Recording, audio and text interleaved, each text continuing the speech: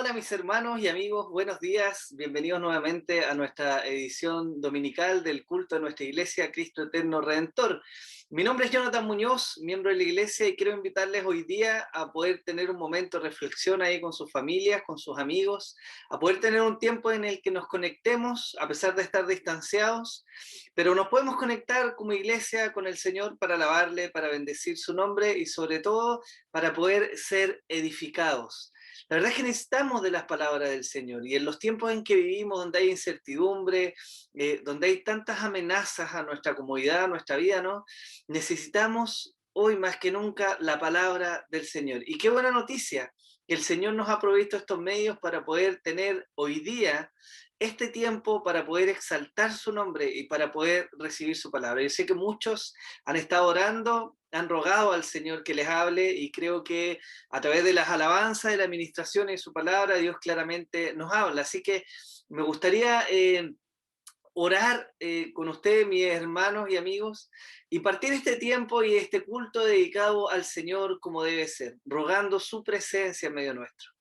No es necesario, dadas las circunstancias, ¿no? Que estemos en un templo para que Dios manifieste su presencia. Por supuesto que es lo que anhelamos, ¿no? Volver a reunirnos y congregarnos todos juntos como manda la palabra.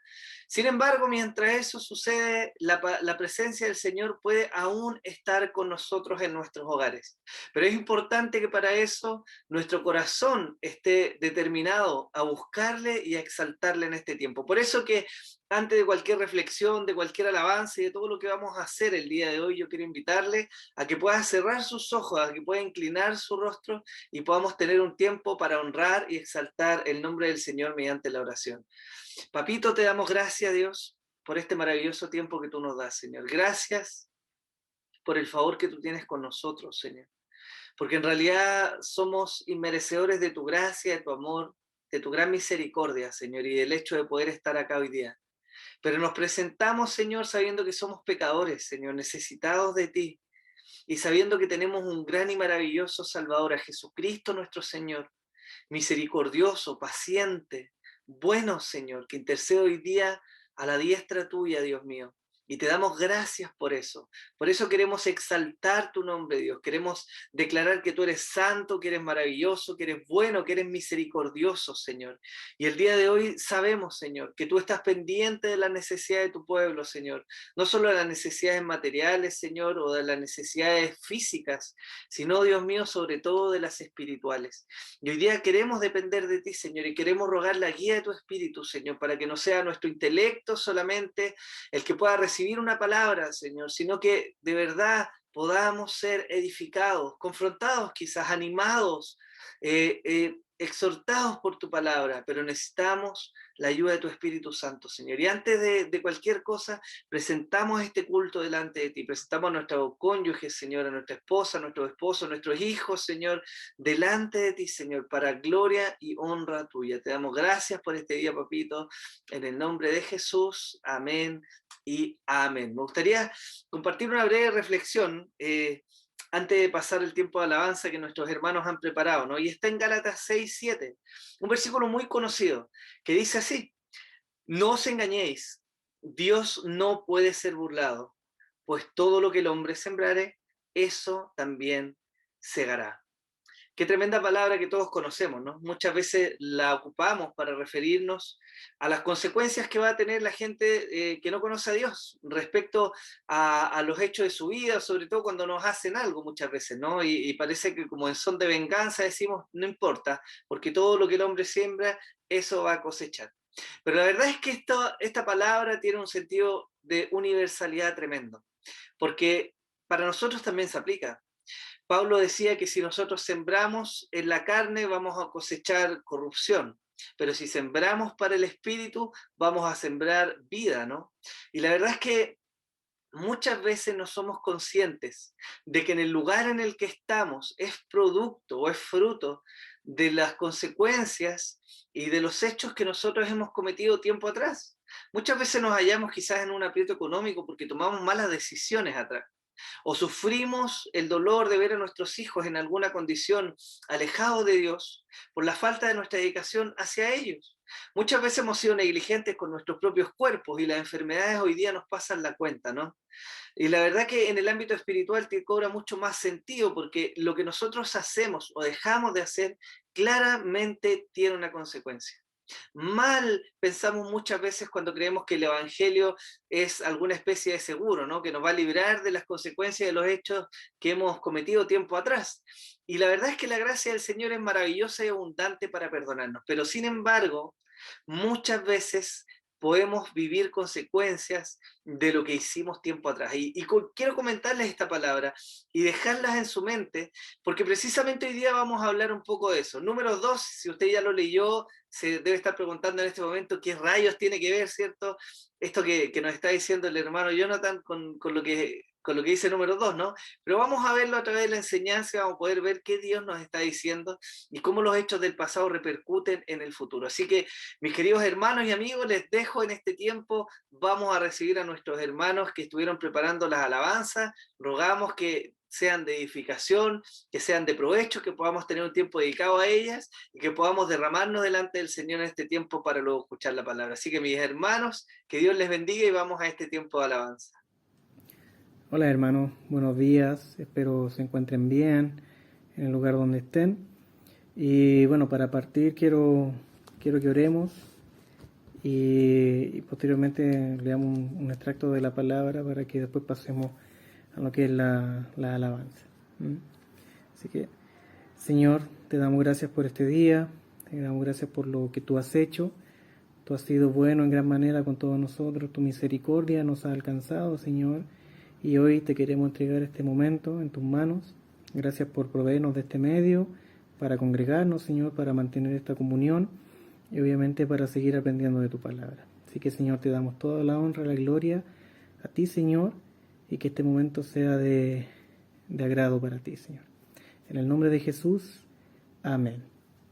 Hermano, te pido que ponga oído a esto y que podamos leer juntos este salmo, que es el Salmo 145. ¿Ya? Dice así: Te exaltaré, mi Dios, mi Rey, y bendeciré tu nombre, eternamente y para siempre.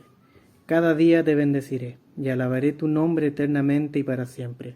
Grande es Jehová, y digno de suprema alabanza, y su grandeza es inescrutable. Generación a generación celebrará tus obras, y anunciará tus poderosos hechos. En la hermosura de la gloria de tu magnificencia, y en tus hechos maravillosos meditaré. Del poder de tus hechos estupendos hablarán los hombres, y yo publicaré tu grandeza. Proclamarán la memoria de tu inmensa bondad, y cantarán tu justicia. Clemente y misericordioso es Jehová, lento para la ira y grande en misericordia. Bueno es Jehová para con todos, y sus misericordias sobre todas sus obras. Te alaben, oh Jehová, todas tus obras, y tus santos te bendigan. La gloria de tu reino digan, y hablen de tu poder, para hacer saber a los hijos de los hombres sus poderosos hechos, y la gloria de la magnificencia de su reino. Tu reino es reino de todos los siglos, y tu señorío en todas las generaciones. Sostiene Jehová a todos los que caen, y levanta a todos los oprimidos. Los ojos de todos esperan en ti, y tú les das su comida a su tiempo. Abres tu mano, y colmas de bendición a todo ser viviente. Justo es Jehová en todos sus caminos, y misericordioso en todas sus obras. Cercano está Jehová a todos los que le invocan, a todos los que le invocan de veras. Cumplirá el deseo de los que le temen. Oirá a sí mismo el clamor de ellos y los salvará. Jehová guarda a todos los que le aman, mas destruirá a todos los impíos. La alabanza de Jehová proclamará mi boca, y todos bendigan su santo nombre, eternamente y para siempre. Amén. Ahora te invito, hermano, pensando en esto, en este salmo, a adorar al Señor, quien es digno de suprema alabanza, quien es grande por sobre todas las cosas, y este Dios el que sustenta todo ser, toda nuestra vida. Te invito a que juntos alabemos el nombre del Señor.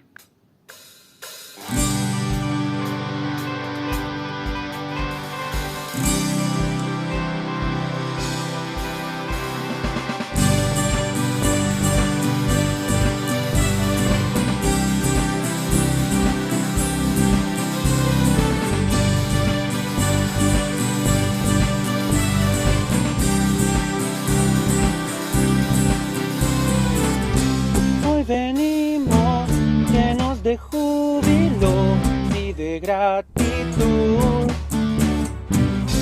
Proclamamos tu fidelidad y tu salvación.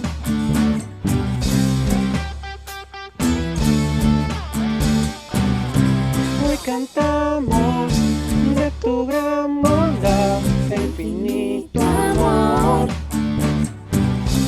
Nos has dado plena libertad con tu redención. Grande eres tú y grandes son tus obras.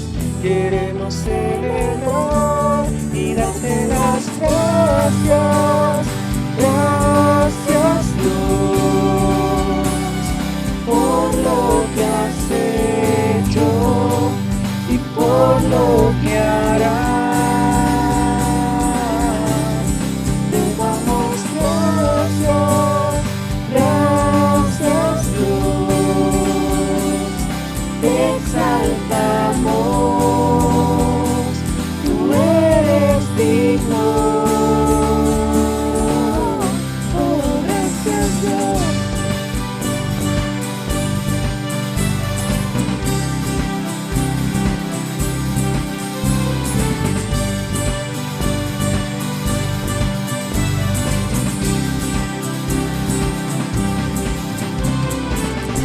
Hoy cantamos de tu gran bondad, infinito amor. Nos has dado plena libertad con tu redención. Grande eres tú y grandes son tus obras. Queremos celebrar y darte las gracias. Gracias Dios por lo que has hecho y por lo que harás. Te damos gracias, gracias Dios. Te exaltamos, tú eres digno. Oh, gracias Dios. Tú has sido bueno y tu verdad será por las generaciones. Tu misericordia y tu fidelidad nunca terminará. Tú has sido bueno y tu verdad será por las generaciones. Tu misericordia y tu fidelidad nunca terminará. Te damos gracias, gracias Dios por lo que has hecho y por lo que harás. Te damos gracias, gracias Dios. Te exaltamos, tú eres digno. Oh, gracias Dios.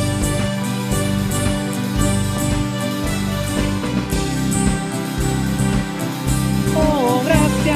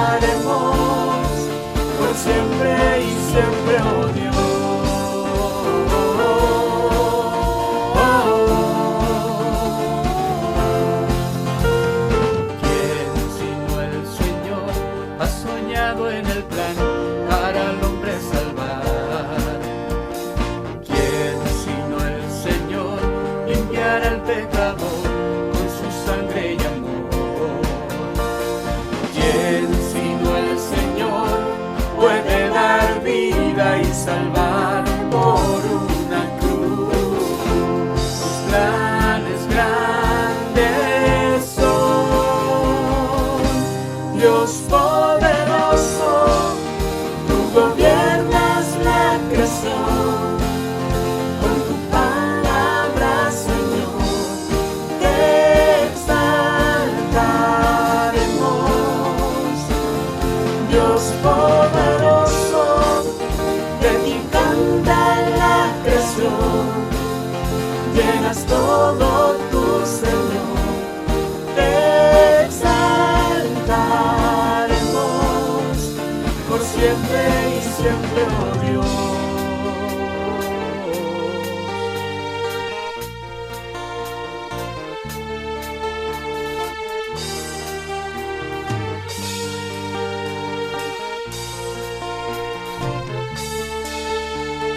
Todas las cosas vienen de ti y por ti, oh gran yo soy.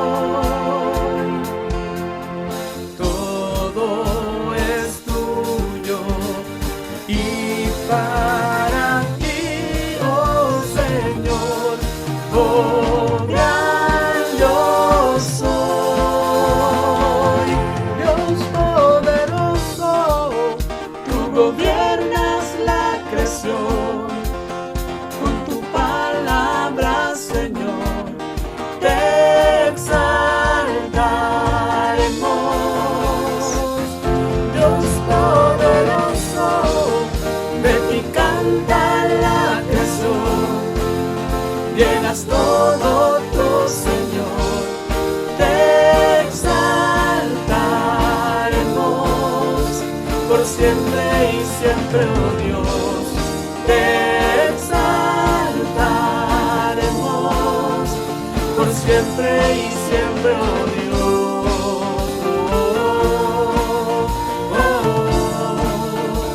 Por siempre y siempre, oh Dios.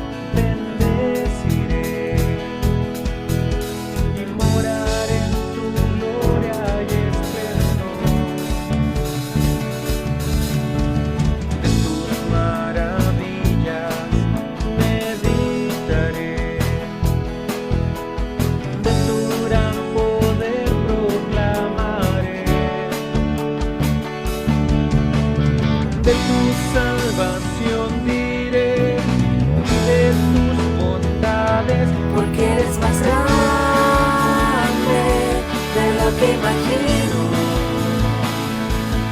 y más hermoso, Dios, de lo que pensamos. Oh, tú eres grande y digno de alabar. las generaciones te cantarán. Tu misericordia alabará. Cantaremos juntos del Salvador, Que vino y del pecado nos libró. llenas nuestras vidas, por siempre te alabaremos. Porque eres más grande de lo que imagino y más hermoso, Dios, de lo que pensamos. Oh, tú eres grande y digno de alabar.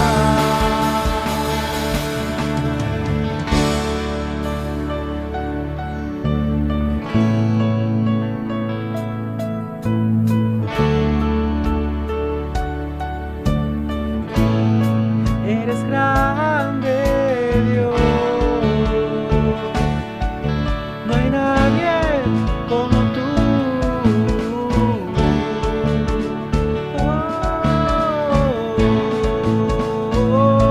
Porque eres más grande de lo que imagino y más hermoso, Dios, de lo que pensamos. Porque eres más grande de lo que imagino y más hermoso, Dios, de lo que pensamos. Tú eres grande y digno de alabar. Tú eres grande y digno de alabar. Tú eres grande y digno de alabar. Amén. Hermano, te invito a que leamos el Salmo 34, del versículo 1 al versículo 8. Dice así: Bendeciré a Jehová en todo tiempo, su alabanza estará de continuo en mi boca. En Jehová se gloriará mi alma, lo oirán los mansos y se alegrarán. Engrandeced a Jehová conmigo, y exaltemos aún a su nombre. Busqué a Jehová, y él me oyó, y me libró de todos mis temores. Los que miraron a él fueron alumbrados, y sus rostros no fueron avergonzados. Este pobre clamó y le oyó a Jehová, y lo libró de todas sus angustias. El ángel de Jehová acampa alrededor de los que le temen, y los defiende. Gustad y ved que es bueno Jehová. Dichoso el hombre que confía en él. Dichoso el hombre que confía en él, hermano. Te invito ahora a que adoremos al Señor, a que contemples su belleza, a que contemples lo hermoso que es el Señor, y que Él oye nuestro clamor y que está dispuesto a escuchar nuestra oración y atenderla conforme su misericordia y su verdad en nuestra vida. Te invito a que lo adores, a Él con todo tu ser. Amén.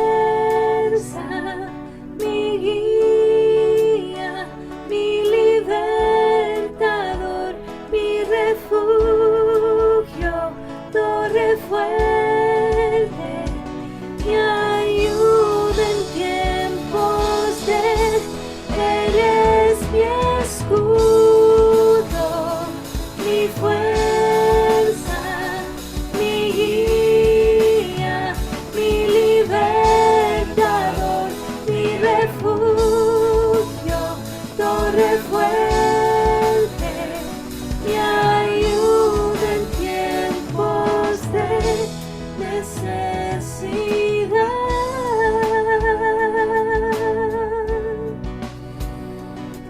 Mi ayuda en tiempos de necesidad.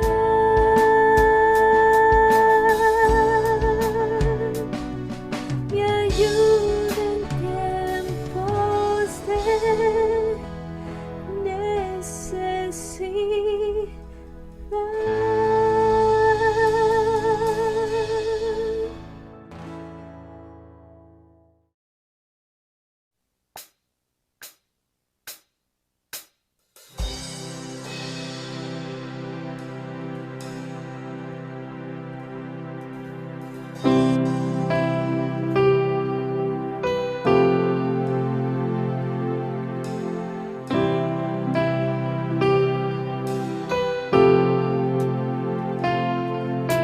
¿Quién formó las olas al hablar? ¿Quién contó la arena en el mar? Reyes, pueblos tiemblan a su voz, la creación le rinde adoración.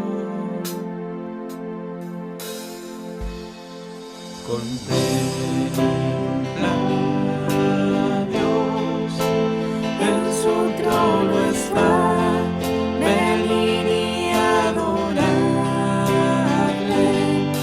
Contempla al Rey, nadie es como Él, venid y adorarle.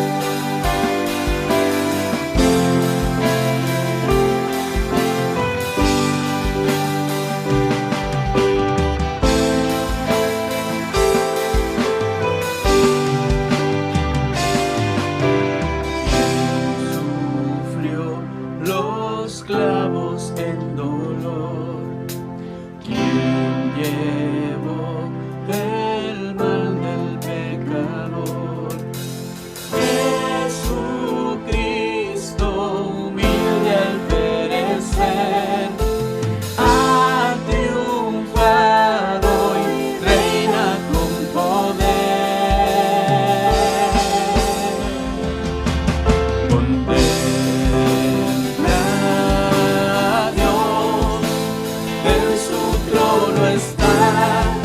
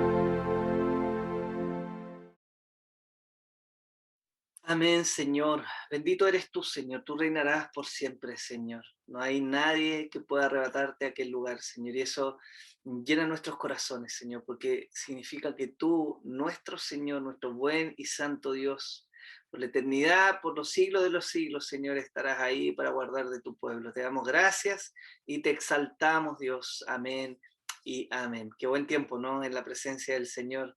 Qué hermoso, gracias a mis hermanos que han hecho este esfuerzo, que semana a semana se están preparando, que están ensayando y que están teniendo estos tiempos de grabación, que son difíciles ya a distancia, pero ellos ahí lo hacen con todo el amor para el Señor. Así que Dios bendiga a mis hermanos y bueno, me gustaría invitarle a que pudiéramos orar antes de pasar este tiempo de reflexión en la palabra del Señor. Es importante que pidamos la guía de su espíritu, ¿no?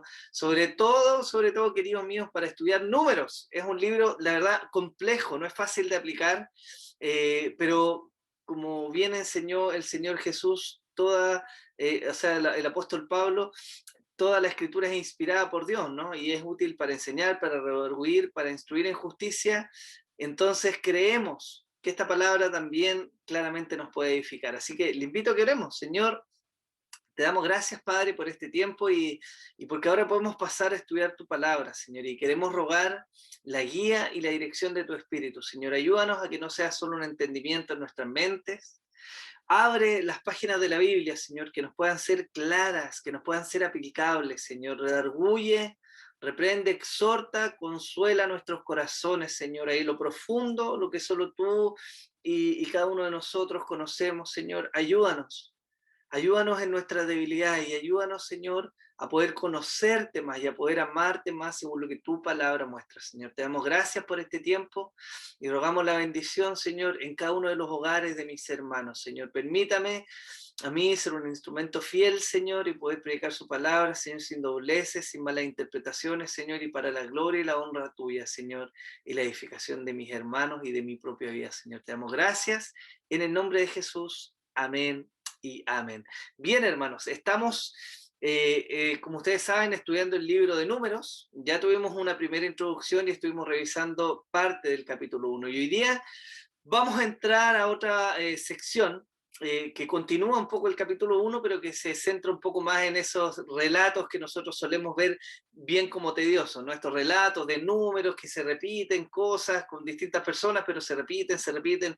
Y la verdad es que muchas veces nos podemos preguntar para qué nos sirve todo esto.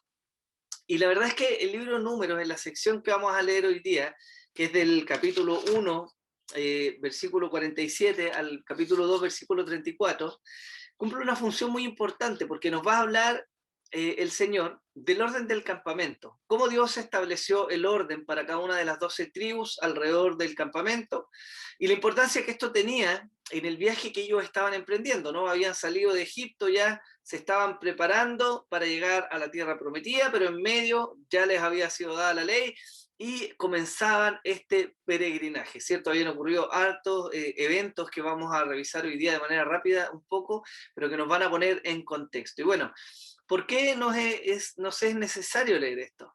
La verdad es que nosotros estamos hoy día en un lugar, pertenecemos a una familia, tenemos algún estatus o vivimos de determinada manera, en gran parte por lo que ha ocurrido en nuestro pasado, ya sea porque nosotros hicimos algo o porque la gracia de Dios, y este es un punto muy importante, nos ha traído al lugar en donde estamos.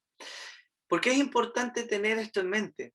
Porque muchas veces no somos conscientes de que lo que estamos haciendo hoy día va a tener un efecto en el futuro. Probablemente para nosotros, pero también para aquellos a quienes nos rodean. Y eso es algo importante que espero el Señor nos ayude a ver hoy día a través de este relato del libro de Números. Así que vamos a leer la primera parte que está en capítulo 1, versículo 47 al 54. Le invito a que por favor lea conmigo, mi hermano. Dice, pero los levitas, según la tribu de sus padres, no fueron contados entre ellos, porque habló Jehová a Moisés diciendo, solamente no contarás la tribu de Leví, ni tomarás la cuenta de ellos de entre los hijos de Israel, sino que pondrás a los levitas en el tabernáculo del testimonio, y sobre todos sus utensilios y sobre todas las cosas que les pertenecen. Ellos llevarán el tabernáculo y todos sus enseres, y ellos servirán en él, y acamparán alrededor del tabernáculo, y cuando el tabernáculo haya de trasladarse, los levitas lo desarmarán, y cuando el tabernáculo haya de detenerse, los levitas lo armarán, y el extraño que se acerque morirá. Los hijos de Israel acamparán cada uno en su campamento, y cada uno junto a su bandera por sus ejércitos. Pero los levitas acamparán alrededor del tabernáculo del testimonio, para que no haya ira sobre la congregación de los hijos de Israel. Y los levitas tendrán la guarda del tabernáculo del testimonio. E hicieron los hijos de Israel conforme a todas las cosas que mandó Jehová a Moisés, así lo hicieron. Esta sección es importante y es bien particular, porque Dios nos comienza a hablar a través de la pluma de Moisés, ¿no? Cómo los levitas fueron una tribu que tuvo un llamado especial, una tribu que no fue contada como el resto de las tribus de Israel respecto a los hombres que podían ir a la batalla. Esta había sido una tribu especial, apartada, con una función muy importante. Claramente no más importante que el resto de las tribus, ¿no? Pero sí fundamental para lo que era la vida de Israel en este punto. Ellos estaban siendo fundados como nación. Israel había salido de la esclavitud de Egipto, se había multiplicado muchísimo, había recibido la ley, tenía un gobernante. Por lo tanto, también Dios les había dado un centro de adoración, un centro religioso. Y este centro y los ritos que implicaban lo que Dios les había mandado estaban mandados a ser guardados por los levitas. Ahora, los levitas, como bien lo decía acá, tienen un llamado bien particular. Tienen un llamado particular porque no van a ir a la guerra como lo iban a hacer sus hermanos. En cambio, tenían que preocuparse y ocuparse de todos los deberes que implicaba el tabernáculo. Hermanos, el libro de Números nos relata lo tremendo que era este movimiento. El tabernáculo era una estructura grande, no tan grande como fue el templo, ¿no? Pero una estructura que tenía estacas, que tenía tiendas, que tenía muchas cosas que transportar, y las transportaban en el camino, en el desierto. Entonces, esta tribu, de entre todas las tribus de Israel, fue mandatada a este llamado particular, a ocuparse del tabernáculo, a ocuparse del centro de adoración, de alguna manera estar pendientes de la vida espiritual de las tribus de Israel. Esto sin duda es un llamado maravilloso, es una honra el poder haber sido llamados a eso. Y miren, quiero que leamos un poco Éxodo 40, de los versículos 2 al 9, para que comprendamos un poco de qué se trataba esto del tabernáculo, para ponernos el contexto, ¿cierto?, respecto a lo que los levitas tenían que hacer. Éxodo 40, del 2 al 9, dice así: en el primer día del mes primero harás levantar el tabernáculo de reunión, y pondrás en él el arca del testimonio y la cubrirás con el velo. Meterás la mesa y la pondrás en orden. Meterás también el candelero y encenderás sus lámparas. Y pondrás el altar de oro para el incienso delante del arca del testimonio. Y pondrás la cortina delante a la entrada del tabernáculo. Después pondrás el altar del holocausto delante de la entrada del tabernáculo de reunión. Luego pondrás la fuente entre el tabernáculo de reunión y el altar y pondrás agua en ella. Finalmente pondrás el atrio alrededor y la cortina a la entrada del atrio, y tomarás el aceite de la unción y ungirás el tabernáculo y todo lo que está en él, y lo santificarás con todos sus utensilios, y será santo. De alguna manera, queridos hermanos, el tabernáculo era en este momento el templo. Israel claramente no estaba viviendo en una ciudad establecida. Ellos aún no llegaban a la tierra que Dios les había prometido. Y claramente, a pesar de eso, Dios sí les había mandado un templo. Y en este punto es maravilloso, porque piensen ustedes lo que la Biblia nos narra anteriormente, cómo Dios se manifestó a hombres. Dios se manifestó a Noé, Dios se manifestó a Abraham, a Isaac, a Jacob. Pero ahora, en esta etapa en que el pueblo estaba siendo conformado claramente como la nación de Israel, Dios se manifiesta de una manera particular, en un lugar entre comillas, a la vista, ¿cierto? Nosotros sabemos que estaba el templo y había un lugar santo y un lugar santísimo donde moraba el arca y donde estaba la presencia de Dios. Pero estaba asequible de alguna manera para todo el pueblo y ese era un privilegio. Eso representaba el tabernáculo. Era el templo de aquella época. Era donde la presencia de Dios se iba a manifestar. Era el lugar designado para los sacrificios, para las ofrendas. Era un punto de encuentro con Dios, pero sobre todas las cosas, era un recordatorio visible de que Dios ahora estaba en medio de su pueblo. Y eso es maravilloso. Dios morando en medio de su pueblo. ¿Se acuerdan ustedes del relato que nos habla la Biblia cuando Moisés fue llamado? Cuando Dios le dice, oí el clamor del pueblo de Israel en Egipto, oí su clamor y te he enviado a ti para que los liberes. Bueno, ese Dios maravilloso y majestuoso que se dignó a oír la oración de aquel pueblo, el cual tenía una promesa, ¿no? Y que se había dignado a enviar a un rescatador, ahora les estaba acompañando en este viaje y el tabernáculo era el punto visible para ellos en el cual la presencia de Dios iba a estar. Eso es maravilloso. Y los levitas tenían la gran oportunidad y el gran llamado ministerial de servir ahí. De hecho, fíjense que era tan interesante que los levitas estaban de alguna manera mandatados al servicio del tabernáculo por nacimiento. Es decir, no eran designados de otras tribus ni tenían algún proceso en especial. Del momento en que nacían, se comenzaban a preparar y eran ordenados para servir al tabernáculo, para servir la vida espiritual del pueblo. Ahora, si nosotros nos preguntamos, bueno, ¿de qué nos sirve a nosotros hoy día este relato? ¿No? Porque esa pregunta es muy importante. ¿De qué nos sirve a nosotros leer hoy día esto del tabernáculo y que los levitas estaban llamados a eso? Primero, debemos reconocer que ya no existen los levitas como tal, ¿no? Y esto es muy importante. Los músicos, queridos hermanos, no son levitas. Hay un mal entendimiento en nuestra cultura evangélica de que los levitas, ¿cierto?, son aquellos que entran al podio de alguna manera, ¿cierto?, y que se levantan y tocan instrumentos, y en muchos lugares se les dice levitas. Pero no, ellos no son levitas. Ellos no son levitas.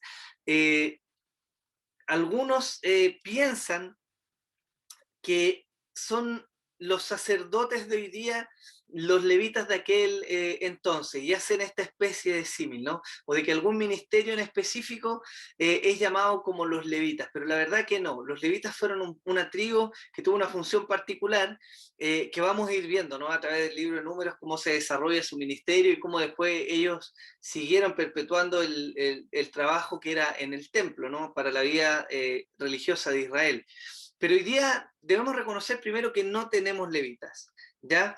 ¿De qué nos sirve entonces a nosotros saber esto? Bueno, lo primero es que debería ser motivo de gozo en nuestros corazones, la función de los levitas y lo que ellos hacían.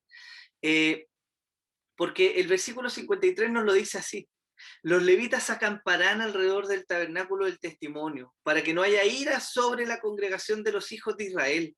Y los levitas tendrán la guarda del tabernáculo del testimonio. Mire qué tremenda obra de misericordia y gracia del Señor. Los levitas fueron puestos de manera muy particular alrededor del tabernáculo y entre el tabernáculo que estaba en el centro y las tribus que estaban en el exterior. Si usted se recuerda en algún momento el relato de la manifestación de la presencia de Dios ahí en el Sinaí, fue tan terrible y generó tanto terror en el pueblo que el pueblo dijo: no, Moisés, habla tú por nosotros, no sea que nosotros vayamos a morir. Y de la misma manera Dios había mandatado que cualquiera que se acercara a los pies del Sinaí y osara entrar en él, sea animal o sea persona, iba a morir, porque la presencia de Dios estaba ahí. Y en esta oportunidad los levitas no solo cumplían esta labor de tomar las cosas del tabernáculo y transportarlas, sino que también estaban de alguna manera como una barrera para guardar al pueblo, para que en la dureza o en la ignorancia del pueblo no se acercaran de manera liviana a Dios. Era una figura de cuidado, no solo espiritual, sino también de cuidado físico, una barrera. Y eso, hermanos míos, es una labor tremenda. Pero esto nos habla de algo maravilloso también, porque nos está hablando hoy día de lo que Cristo ha ganado por nosotros. Hebreos 4:16, un versículo que ya estudiamos, nos dice así: acerquémonos pues confiadamente al trono de la gracia, para alcanzar misericordia y hallar gracia para el oportuno socorro. En aquel tiempo, a pesar de que la presencia de Dios moraba de alguna manera en este tabernáculo, ¿no?, en el centro del campamento, y de que el pueblo se podía acercar y ofrecer los sacrificios claramente por medio de los levitas, ¿no? Pero habían barreras. Y hoy día nosotros podemos mirar a los levitas, podemos ver su ministerio, podemos ver lo que ellos hacían y decir gracias Dios, porque por la obra de Cristo usted y yo hoy día tenemos libre acceso al trono de la gracia.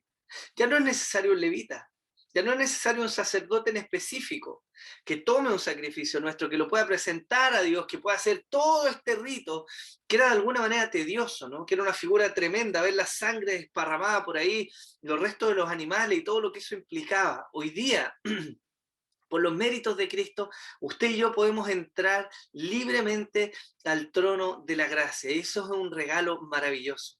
Cuando miramos todos estos relatos del Antiguo Testamento y vemos lo tedioso, sobre todo de Deuteronomio, que habla con mucho detalle de cómo eran todos los ritos y los sacrificios, podemos mirar, hermano, y decir, gracias Dios, no solo porque no nacimos en aquel tiempo, sino porque hoy día usted y yo somos libres de todo este ritualismo y de todas estas prácticas, porque Cristo ha abogado y se ha entregado por nosotros. Entonces podemos decir gloria a Dios por esto.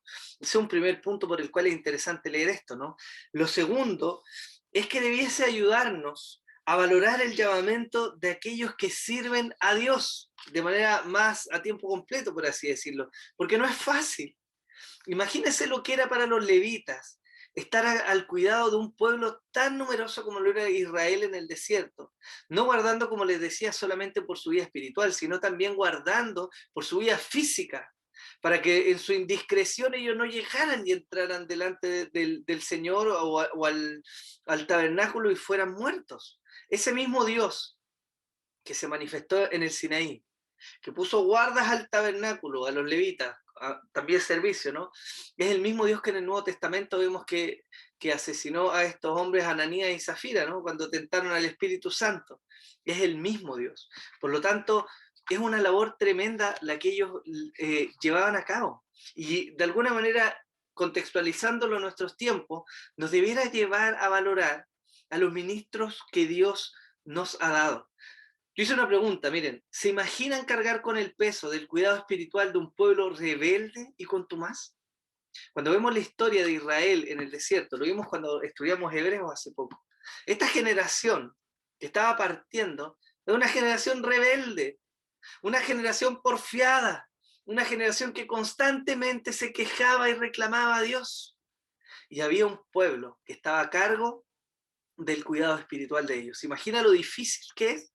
Bueno, esa tarea, no de la misma manera ni con el mismo ritualismo, pero esa tarea de alguna manera hoy día ha sido delegada a los pastores de las congregaciones, a los ancianos que están velando por el cuidado de la grey. Entonces, qué tremendo es que podemos ver la gracia de Dios manifestada, porque hoy día ya no dependemos en el sentido de nuestra salvación y de nuestra interacción personal con Dios, no dependemos de estas figuras, ¿cierto?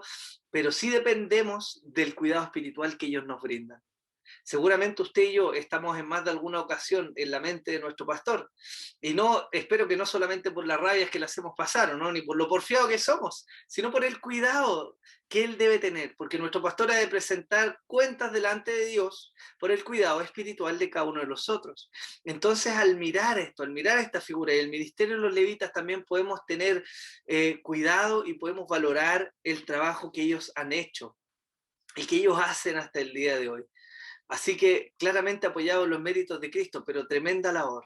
Ahora, pasamos a una sección que es un poco más larga y que no vamos a leer todos los versículos, porque es muy extensa, ¿no? y repetitiva, pero que tiene que ver un poco más con el centro y el núcleo del mensaje de hoy día, y es lo que el capítulo 2 nos relata de Números, porque nos habla acerca de la organización del campamento.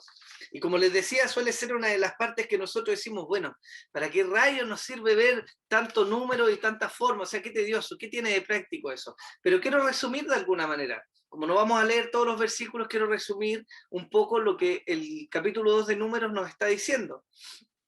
Hay un relato repetitivo donde Moisés viene a mostrar la ubicación de la tribu en el campamento, la ubicación, si estaba al norte, ¿cierto? Al sur, o dónde se iba a ubicar, el nombre del jefe de la tribu y el número de los hombres aptos para la guerra. Esto se relata con cada una de las tribus. Se nos muestra a Judá de manera muy particular, con un énfasis de hecho, encabezando la marcha junto a Isaacar y Zabulón. Se nos muestra a Rubén junto a Simeón y Gad, a Leví rodeando el tabernáculo, a Efraín hacia el occidente con Manasés y Benjamín, y a Dan hacia el norte con Aser y Neftalí. Ahora quiero hacer un paréntesis, seguramente usted lo sabe, yo lo he obviado, pero cuando contamos, ¿cierto? Vemos 13 tribus, ¿no? Y claramente la tribu que entre comillas nos falta es la tribu de José, pero cuando Jacob está a punto de morir, él llama a los hijos de José y los mete de alguna manera dentro de las tribus. Entonces, con Manasés y Efraín se completan lo que son las 12 tribus, ya se les llama a veces las medias tribus a ellos dos. Solo un paréntesis. Ustedes pueden ver en este momento esta imagen que nos está mostrando de manera gráfica cómo las tribus se organizaban alrededor del campamento. Bueno, y si claramente, si esto está expuesto en el libro de Números, es porque Dios tiene algo que decirnos. Y lo primero que es notorio de este relato es que Dios está en el centro del campamento.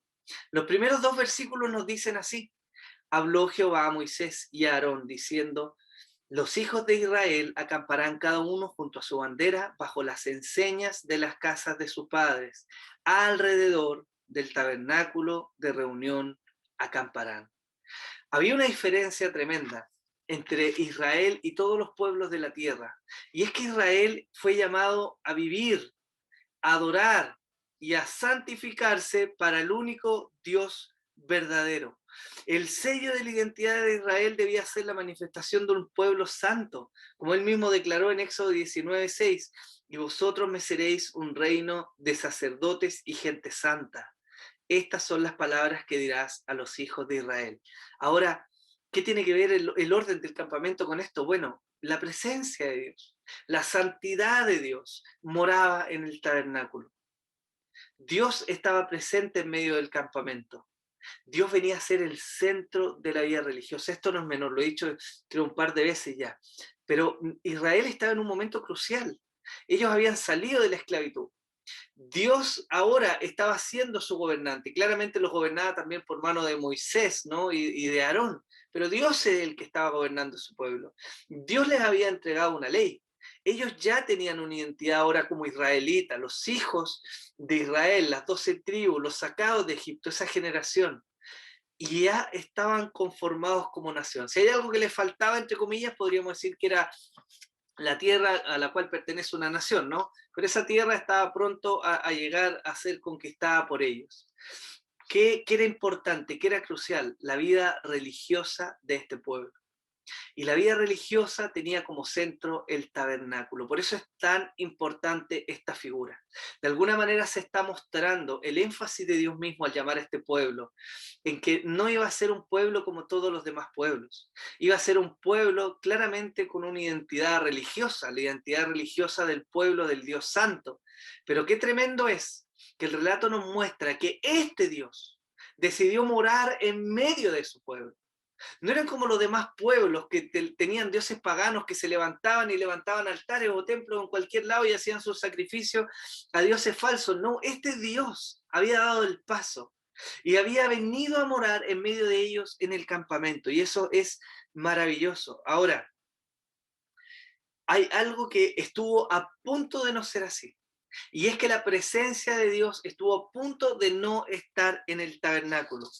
Éxodo 33, versículos 1 y 2, dice así: Jehová dijo a Moisés: anda, sube de aquí tú y el pueblo que sacaste de la tierra de Egipto, a la tierra de la cual juré a Abraham, Isaac y Jacob, diciendo a tu descendencia la daré. Y yo enviaré delante de ti el ángel, y echaré fuera al cananeo y al amorreo, al eteo y al fereceo, al heveo y al jebuseo. Miren qué tremendo. Esto ocurre justo después de aquel acontecimiento donde Moisés estuvo mucho tiempo arriba en la presencia del Señor y el pueblo se desenfrenó y no encontraron nada mejor que levantar un becerro de oro, ¿no? Y en la indignación, a pesar de que Dios lo había perdonado, en su indignación dijo, ok, este pueblo es rebelde, este pueblo es duro, anda y yo los voy a llevar a la tierra prometida, voy a cumplir mi promesa, pero yo no voy a ir con ellos. Pero aquí tenemos el otro relato, ¿no? Éxodo 33, versículos 15 y 16. Moisés comprendió algo tremendo. Moisés comprendía que no bastaba la bendición de Dios. No bastaba que Dios les diera cosas. No bastaba que Dios les diera cumplimiento a ciertas promesas. Moisés sabía lo más importante, porque Moisés dijo, si tu presencia no ha de ir conmigo, no nos saques de acá. Famosa texto bíblico, ¿no? Si tu presencia no ha de ir conmigo, no nos saques de acá. Y Dios, ante el llamado de este hombre, por la comprensión que tenía Moisés de la necesidad de que Dios estuviera en medio de su pueblo, Dios les dice, también haré esto que has dicho, por cuanto has hallado gracia en mis ojos y te he conocido por tu nombre. Por lo tanto, este relato de que el tabernáculo viene a ser el centro del campamento no es solo una muestra de Israel como nación, es una muestra de la gracia y misericordia de Dios. Dios no es solo aquel que nos manda a hacer cosas, queridos hermanos. Dios no nos pone hoy día en el mundo, no simplemente nos dicen, ok, vamos entonces, vayan a ser discípulos, sino que claramente les menciono esto y en la mente de muchos de ustedes están las palabras de Jesús, ¿no? Y yo estaré con ustedes todos los días. Este Dios que es tan diferente a los dioses de otras religiones falsas, donde simplemente se piden cosas que hacer para una entidad superior. Este Dios, hermanos míos, se digna a acompañar a su pueblo, sabiendo cómo es. Claramente, en su misericordia y en su decreto ya estaba establecido lo que iba a ocurrir, ¿no? Y que Moisés iba a intervenir. Pero qué tremendo es ver en este pequeño relato que la misericordia de Dios le movió a estar en medio de su pueblo. Eso no es cualquier cosa. Que Dios les acompañe en el camino es maravilloso. Recuerden ustedes que durante el día, cuando marchaban y el calor abrazaba en el desierto, la presencia de Dios como una columna de nube les protegía y les guarecía del sol. Y en la noche, cuando bajaba la temperatura y el frío comenzaba a hacerse notar en el campamento, Dios, manifestado en una columna de fuego, traía abrigo al campamento y a todo el pueblo de Israel. Qué tremendo y qué maravilloso es nuestro Dios, ¿no? ¿Sabe qué tremendo que Él sigue siendo así? Tenemos este llamado claro de Mateo 28, donde Él va a estar con nosotros. Él no nos deja solos en la misión. Si Él nos ha encomendado algo, Él va a ir con nosotros. Y ese es un primer gran aprendizaje que nosotros tenemos hoy día de este texto. Ahora, hay una reflexión muy importante que hacer, porque debiéramos preguntarnos cómo vivimos nosotros a la luz de esto. Nosotros vemos este relato y vemos que en algún momento Dios moró en un lugar que era el tabernáculo, en medio de su pueblo, en una peregrinación. Pero hoy día, ¿cómo vivimos sabiendo que Dios mismo mora en nosotros? Y la pregunta ¿es el Espíritu Santo en nosotros hoy un motivo para vivir en adoración a Dios? Donde sea que vayamos, con quien sea que nos juntemos, hagamos lo que hagamos. Hermanos, que el Señor nos ayude a valorar lo tremendo de esto, porque en la historia de la redención nosotros seguimos avanzando y miramos este relato hace tanto tiempo atrás y vemos hoy día que no tenemos a Dios morando en un lugar físico, en un templo, sino a Dios morando en nosotros, al Espíritu Santo en nosotros. Y la gran pregunta es, ¿cómo vivimos nuestra vida de adoración? Porque el tabernáculo estaba ahí para manifestar no solo que era un pueblo cuyo Dios verdadero moraba ahí, sino que era un pueblo santo y para hacer un lugar, un centro de adoración para este pueblo. Si hoy día Dios mora en nosotros, la gran pregunta es, ¿cómo le adoramos? ¿Cómo vivimos nuestra vida de adoración? ¿Todos los días? Hoy día nos reunimos y claramente cantamos y al escuchar su palabra también adoramos a Dios. Pero todos los días, de lunes a lunes, cuando usted se levanta, cuando vamos al trabajo, cuando conversamos con alguien, cuando creamos a nuestros hijos, cuando dialogamos con cualquier persona, Dios mora en nosotros. Y así como se demandó a este pueblo en el desierto cuyo Dios estaba en medio, se les mandó a adorarle. Hoy día usted y yo somos llamados a adorar al único Dios verdadero, que más encima mora en nosotros. Bendito sea el nombre del Señor, ¿no? Ahora, hay otro punto importante y es un poco el núcleo de este mensaje, que nos muestra este capítulo 2 de Números. Y lo primero es que hay consecuencias de los pecados pasados. Y tiene que ver con lo que les compartía al principio, ¿no? Lo que el hombre sembrare, eso va a cosechar. Es decir, hay consecuencias muchas veces, prácticamente todas, ¿no? Salvo cuando Dios en su misericordia las quita. Pero hay consecuencias de las cosas que hacemos. Y específicamente de los pecados que cometemos. ¿Por qué es esto importante? Primero, porque debemos reconocer que para los israelitas las posiciones eran algo importante. Si nos preguntamos por qué las tribus fueron ordenadas como fueron ordenadas, bueno, no es al azar. Dios claramente no tiró dados y dijo, bueno, salgan por acá, hay un sorteo, a ver qué tribu va a ir acá, y él ordenó. No, hay un motivo específico por el cual se ordenaron las tribus. Y a pesar de que no se nos narra el detalle de cada una de las tribus, sí hay algunas cosas que podemos reconocer. Primero, el caso de Leví y Simeón, muy particular. ¿Qué ocurrió? Génesis 34, versículos 1 al 2. Por favor, si quiere, saque su Biblia, tenga la mano, porque vamos a leer hartos versículos ahora. Lo primero es el caso de Leví y Simeón. Nos dice así: salió Dina, la hija de Lea, la cual ésta había dado luz a Jacob, a ver a las hijas del país, y la vio Siquem, hijo de Hamor Hebeo, príncipe de aquella tierra, y la tomó y se acostó con ella y la deshonró. El versículo 7 del mismo capítulo nos dice así: y los hijos de Jacob vinieron al campo cuando lo supieron, y se entristecieron los varones, y se enojaron mucho, porque hizo vileza en Israel acostándose con la hija de Jacob, lo que no se debía haber hecho. ¿Cuál fue la reacción? Génesis 34:13, hubo engaño. Pero respondieron los hijos de Jacob a Siquem y a Hamor su padre con palabras engañosas, por cuanto había mancillado a Dina su hermana. Y le dijeron: no podemos hacer esto de dar nuestra hermana a hombre incircunciso, porque entre nosotros es abominación. Mas con esta condición nos complaceremos: si habéis de ser como nosotros, que se circuncide entre vosotros todo varón, entonces os daremos nuestras hijas, y tomaremos nosotros las vuestras, y habitaremos con vosotros, y seremos un pueblo. Tal como lo dice la Escritura, los hijos de Jacob hablaron con palabras engañosas. Pero esto no fue todo, porque luego del engaño vino el asesinato. Versículos 25 al 27 de Génesis 34 dice así: pero sucedió que al tercer día, cuando sentían ellos el mayor dolor, dos de los hijos de Jacob, Simeón y Leví, hermanos de Dina, tomaron cada uno su espada y vinieron contra la ciudad que estaba desprevenida y mataron a todo varón. Y a Hamor y a Siquem, su hijo, los mataron a filo de espada, y tomaron a Dina de casa de Siquem y se fueron. Y los hijos de Jacob vinieron a los muertos y saquearon la ciudad, por cuanto habían amancillado a su hermana. Hasta acá seguramente más de alguno de nosotros, ¿no? Podría decir, bueno, se lo buscaron, fue un pueblo que deshonró, fue la justa paga, pero miren lo que Dios dice de la acción de estos hermanos, dos de las tribus de Israel en particular. Si todos se pusieron de acuerdo en engañar, porque no se nos da el detalle de quién fue el que originó esta idea de engañar, ¿no?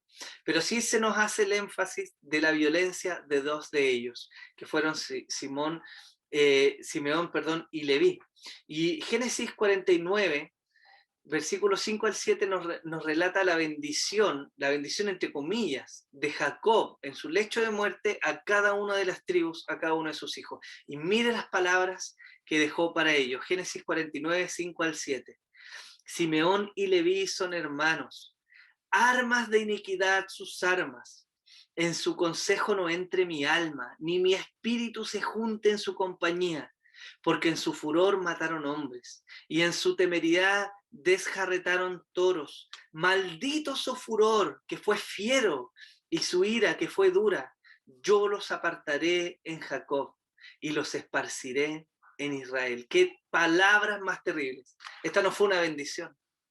Esta fue una declaración de lo que a ellos les había ocurrido por los hechos que habían cometido. La historia nos va a mostrar mucho más adelante lo que vamos a ver en Números. ¿Cuál fue el fin de estas tribus, de los descendientes de estos hombres? Pero claramente en el orden del campamento vemos que ellos no fueron puestos al principio, como lo fue Judá, ¿no? Entonces tengamos esto en mente. Aquí vamos a tener un par de relatos más y después vamos a concluir este gran punto, ¿cierto?, con el relato final. Así que aguánteme ahí antes de que me pueda decir, sí, pero Leví, espérese, tengamos un poco de paciencia para que avancemos en esto. Hay otro caso importante que se nos habla de las tribus y es el caso de Rubén. Génesis 35:22 nos dice así: aconteció que cuando moraba Israel en aquella tierra, fue Rubén y durmió con Bila, la concubina de su padre, la cual llegó a saber Israel.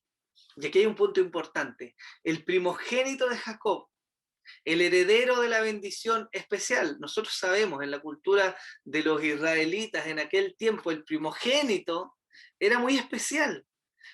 Tocaba una parte especial de la herencia, tenía la mejor bendición, era alguien que por derecho de nacimiento de alguna manera era especial y diferente al resto de sus hermanos. Pero lo que nos relata la Biblia es que este primogénito deshonró a su padre, literalmente, como se dice, metiéndose a la cama de él. ¿Cuáles fueron las palabras de Jacob en su lecho de muerte para su hijo? Rubén, versículos 3-4 de Génesis 49. Rubén, tú eres mi primogénito, mi fortaleza y el principio de mi vigor, principal en dignidad, principal en poder, impetuoso como las aguas, no serás el principal. Por cuanto subiste al lecho de tu padre, entonces te envileciste, subiendo a mi estrado. Lo sacó. Jacob sacó de lo principal que le correspondía a Rubén, al primogénito. Y lo vemos en el relato. Vemos a Judá de manera especial liderando la marcha, qué honra, liderando la marcha de este pueblo a la tierra prometida. Y Rubén relegado a otra posición. ¿Por qué? Por los hechos que habían cometido. Lo mismo ocurrió. Yo les dije que Números se extiende hasta un punto en la historia, pero mucho más adelante en la historia bíblica vemos en qué desenlaza, por ejemplo, la tribu de Simeón y cómo finalmente se cumple esta maldición o estas palabras de Jacob y cómo son dispersados en el reino del norte. Pero bueno, eso queda para otro sermón.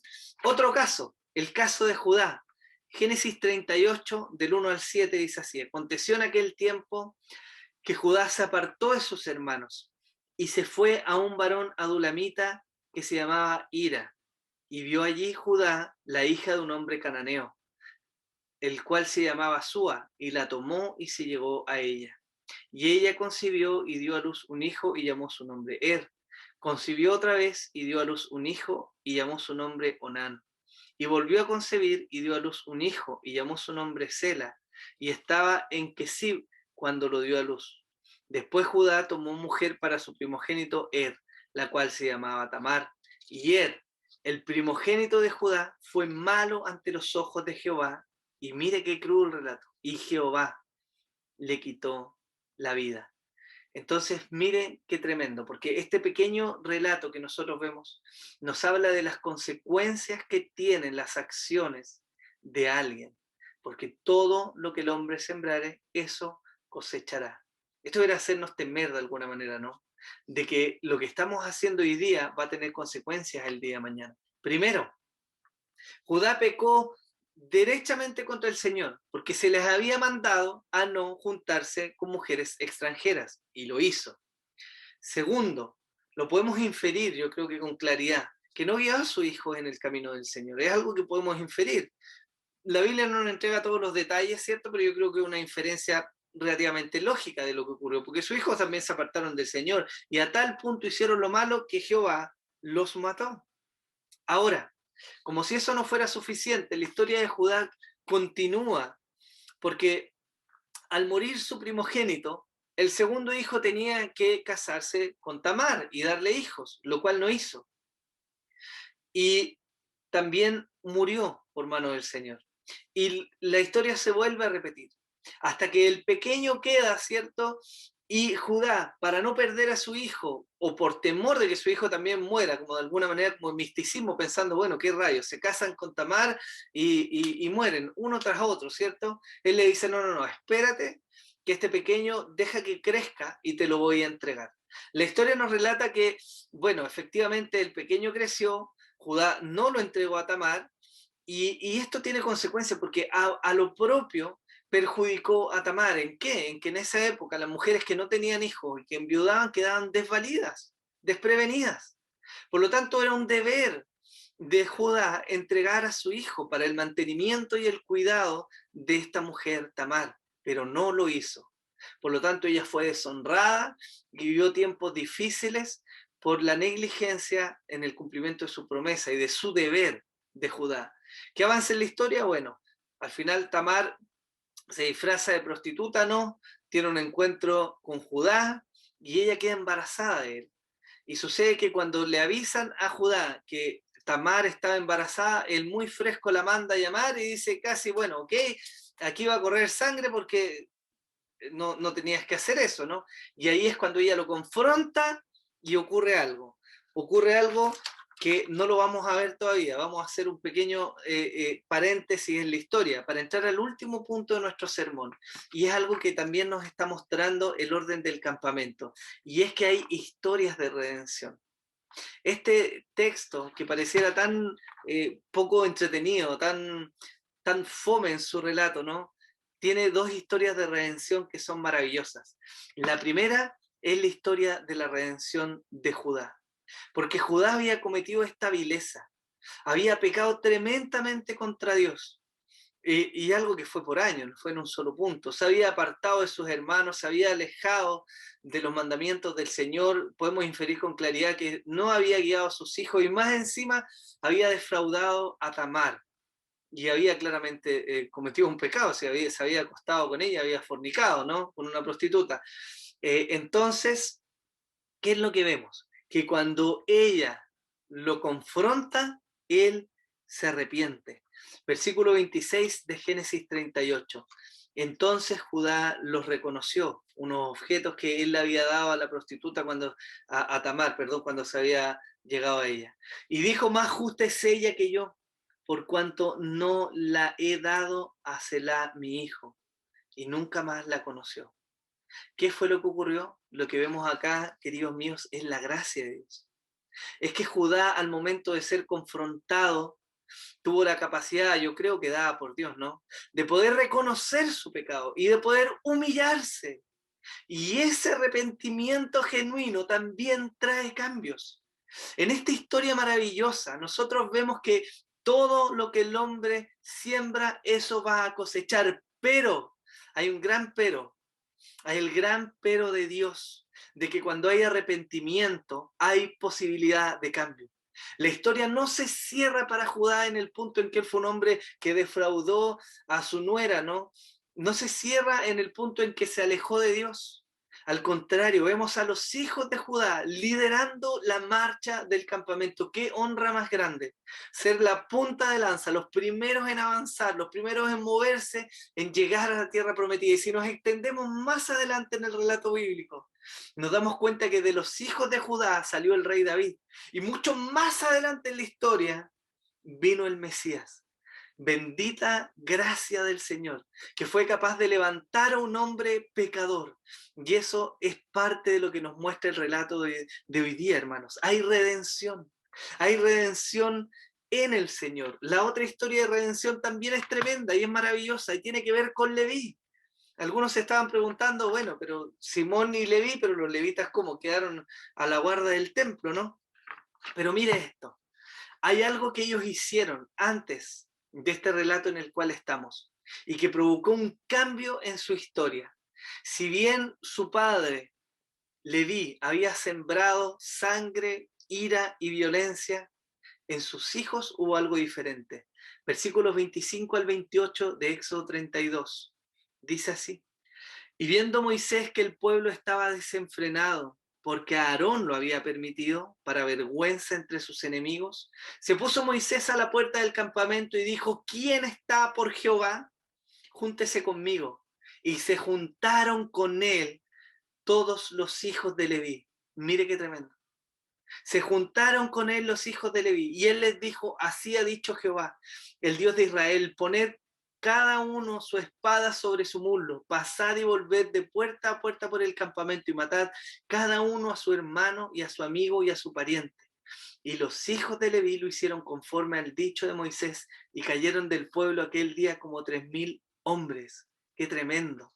Después de esta ira y este celo de su padre Leví, un celo injustificado y demasiado violento, tanto así que fue condenado por Jacob, pero sus hijos se redimieron. ¿Cómo se redimieron? Esta vez encauzando ese celo y esa violencia para una causa justa. ¿Cuál era la causa justa?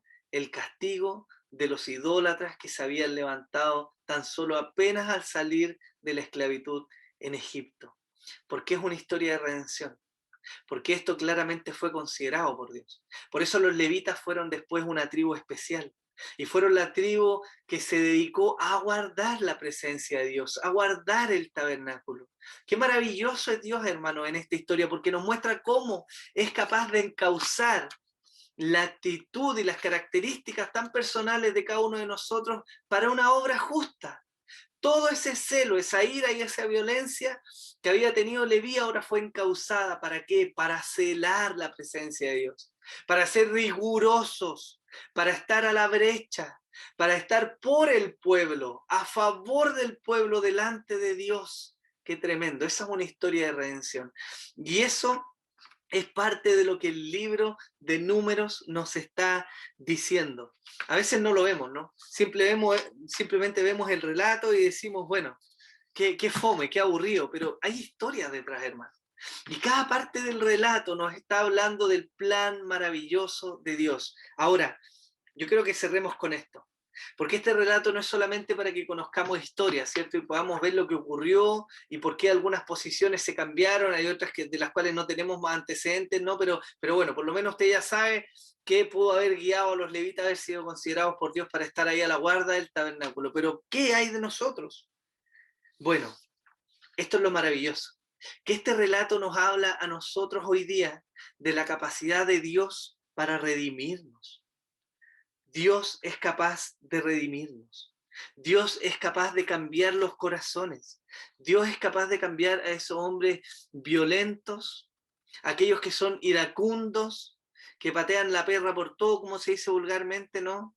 Que tratan mal a sus esposas, a su hijo. Dios es capaz de causar esa ira, de cambiar, de transformar esa vida, de redimirla en un tierno gatito. Celoso ahora, no por cualquier tontera, sino celoso por Dios, por su gloria y por su obra. Esa es la historia de redención que Dios ha hecho siempre. Si hay algo en lo cual podemos estar esperanzados, hermanos míos, es que Dios es un Dios que redime. Y que Dios redima no significa simplemente que se limita en rescatarnos y darnos salvación, sino que transforma nuestra vida.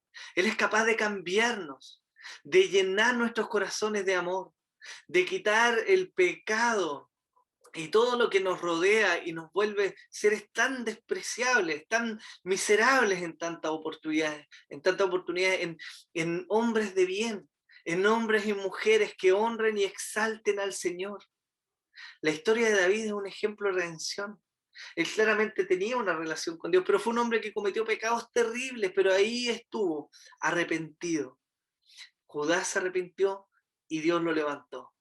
Los hijos de Leví se arrepintieron, eso fue la muestra de lo que hicieron, ¿no? Por eso se pusieron celosos esta vez por la presencia de Dios, porque conocieron, sabían quién era el Dios verdadero, y Dios los honró poniéndolos a la guarda del tabernáculo. Y yo me pregunto, ¿no será Dios acaso capaz de redimirnos a nosotros también? La redención, queridos hermanos, va mucho más allá de un tema de salvación. O sea, no es solo eso lo que hace. La redención también implica la completa transformación de nuestras vidas y de nuestro carácter, de tal manera que podamos honrar, exaltar y glorificar el nombre del Señor. Entonces, yo quiero que este relato no solo traiga conocimiento a nuestra mente, sino que quiero animarnos. Quiero que seamos animados, consolados y confortados por el Señor, de que hay redención para nuestra vida, de que hay posibilidad de cambio. Al mismo tiempo que debemos ser capaces de poder parar hoy día, reflexionar acerca de nuestros caminos y ser conscientes de cuál es el terreno que estamos pisando. Quizá usted hoy día está pisando un terreno que no le agrada al Señor y quizás no ha tenido por largo tiempo consecuencias, pero el relato también nos muestra que las consecuencias en algún momento se hacen notar. Rubén perdió su primogenitura, o por así decirlo, la bendición que esto implicaba, ¿no? Y fue relegado. Y más adelante en la historia claramente vemos cómo se desecha esta tribu, cómo se pierde. Y yo me pregunto si nosotros vamos a comenzar hoy día a sembrar bien. Todo lo que usted siembre va a cosechar y por la gracia de Dios va a dar mucho más fruto. Si queremos hijos productivos y que amen al Señor, entonces dediquémosles tiempo. Es difícil, cuesta, estamos en un escenario sobre todo hoy día complejo, pero Dios nos ayude. Yo creo que si nos humillamos delante del Señor y le pedimos ayuda, Él nos puede capacitar. Él puede transformar nuestras propias vidas. Dios no los salvó, mi querido hermano o hermana. Dios no nos salvó para morir como hombres iracundos y decir, bueno, así me hizo Dios. No, no, no. Él está en proceso de redención. Él está en proceso de cambio. ¿Qué debemos hacer? Temer, reflexionar, arrepentirnos y clamar por ayuda. ¿Sabe por qué? Porque hoy día está mucho más cerca de nosotros. Hoy día ya no salimos al campamento. Hoy día inclinamos nuestras rodillas y el Espíritu Santo dirige nuestras oraciones al Padre misericordioso. Y el Hijo intercede por nosotros en la gloria. Cuánto más bendecidos somos que este pueblo de Israel. Cuánto más favorecidos somos que ellos. Así que con esto terminamos, queridos hermanos. Yo les animo a que podamos orar ahora, podamos rogarle al Señor por su gracia, por su misericordia, y podamos valorar lo bueno y maravilloso que es nuestro Dios. Señor, te damos gracias, papito. Te damos gracias porque has traído luz de alguna manera, Señor, con un relato quizás tan poco amigable en nuestra mente, ¿no? Pero del cual tú nos hablas tanto, Señor. Vemos tu gracia, vemos tu redención. Teme nuestro corazón, Señor, quizás con la forma en que estamos viviendo hoy día.